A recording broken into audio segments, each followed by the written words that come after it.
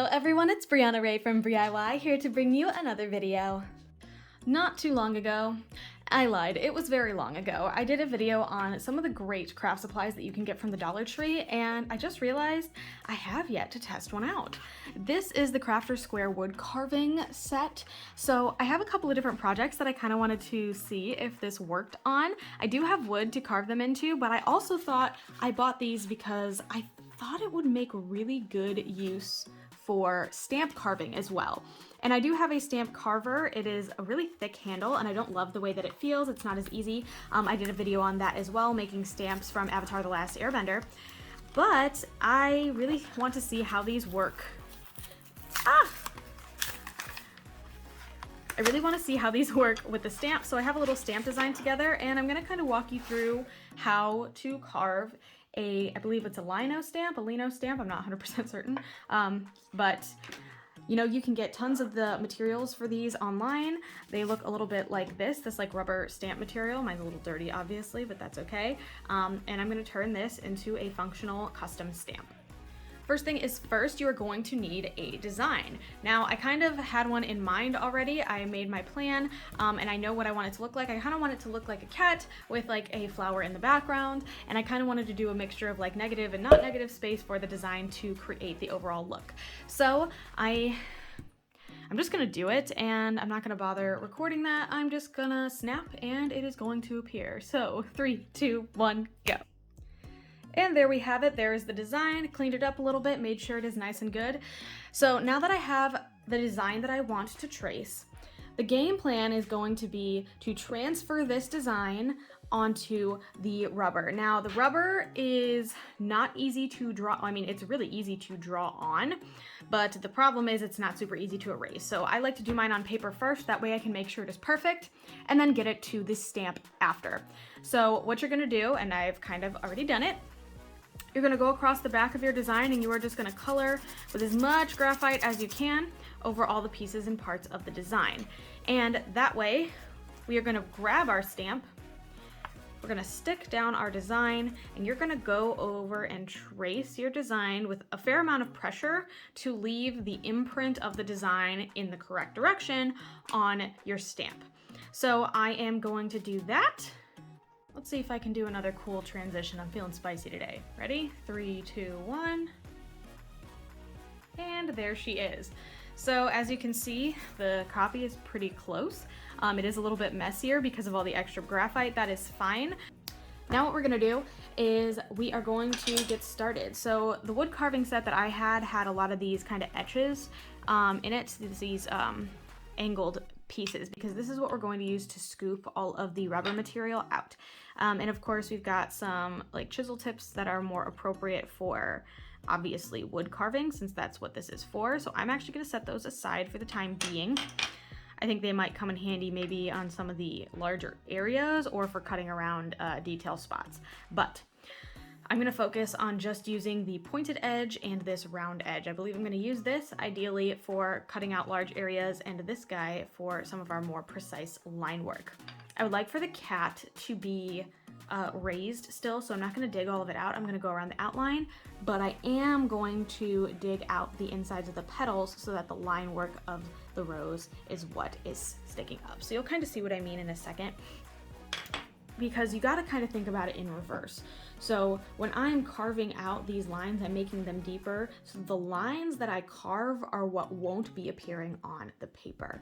So if I carve out the line work, then I am only going to see color on the inside of the cat.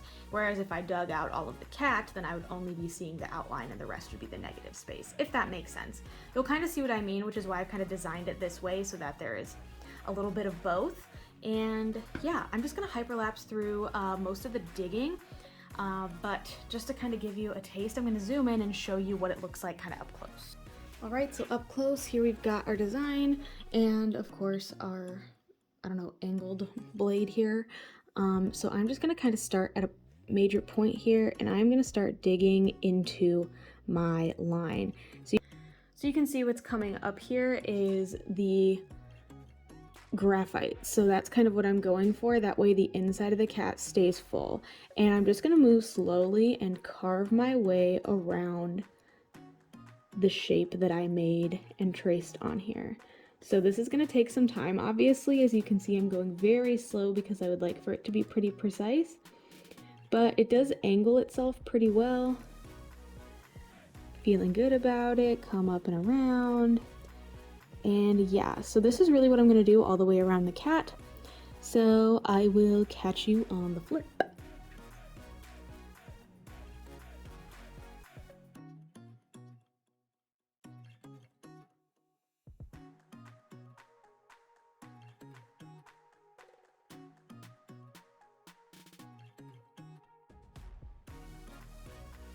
I wouldn't call it a pro tip because I don't think I'm a pro at anything necessarily, but I find it's always easier every time I start to do stamping again is to leave the carving tool in one area and then to move the stamp around so that you're always pushing away from yourself, you know, for safety's sake. So this is what I'm gonna do. That way all this raised area here is going to be covered in paint or whatever I'm using to stamp.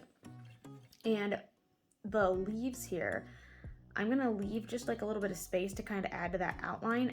And I'm going to start digging out all of the petals from the inside so that the graphite is the only thing left. As you can see here, I'm leaving just like a little tiny sliver left over that wasn't on the original cat's tail, but that way it separates the rose petal from the cat tail when it stamps later.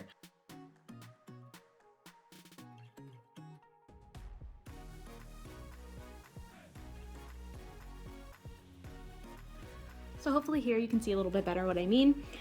So if you are a beginner, I would recommend making sure that you color anything in black that you want on your design to be colored. Obviously, I kind of have a better idea of what things are going to pop out. So you can see here all of the lines, the graphite, are what is going to be showing here. Something else that you're going to want to do is go around and dig around the outside. So you can see here, now I have to kind of create this outside section so that this still pops out, so that the line of the flower still pops out. So, and I'm gonna try to keep just a little bit on the outside of the cat too. So as you can see, I'm not digging straight into the cat, I'm leaving that cat outline. So basically I'm carving around so that the outline is left over still of this cat, if that makes any sense.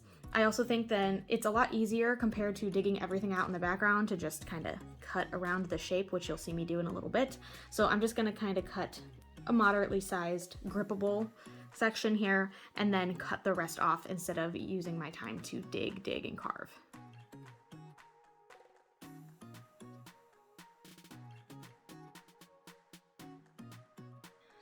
All right, so you can see I kind of dug everything out all the way around the outside. That way I had a little bit of a buffer zone. Now I'm gonna cut the excess off. So here is everything we removed, and here is what the stamp looks like. Now it's time to test it out and see how it actually looks. I will say, I do think that it's kind of hard to get kind of curved edges, so I'm expecting some of the curves to be a little choppier than I want, but I do have this thick ink pad here, and I'm just gonna, you know, get her all primed up and ready to go. And you'll also be able to kind of see what it's gonna look like a little bit as you're getting the ink on there.